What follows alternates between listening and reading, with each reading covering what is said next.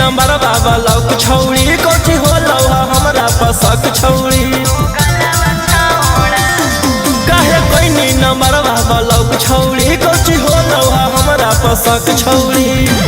माजा लेनी खातिर कहो ही मलावा मलावा छौड़ा लेके कर देनी हलावा रे दो गलावा छौड़ा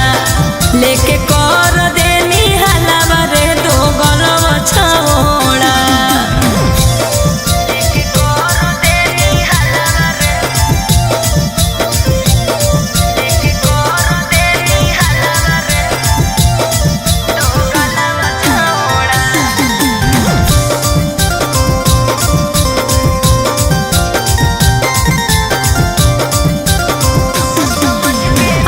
समझ के दिलियो तू दिली जतू तारे आगे हम नहीं कुछ जानो ही कैसे होलो जानकारी अपन समझ के दिलियो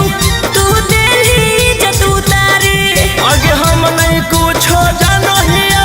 कैसे होलो जानकारी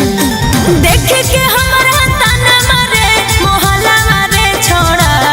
लेके कर देनी हलावा रे दो गलावा छौड़ा लेके कर देनी हलावा रे दो गलावा छौड़ा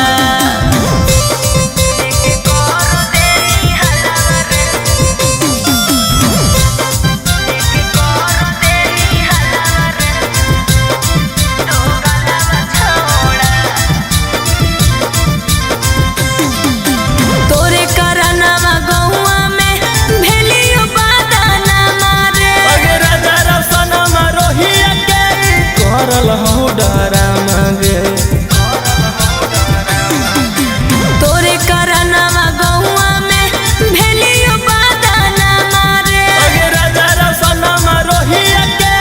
करल हो डरा मांगे कैसे देखई सबके अपन सकला मारे छोड़ा लेके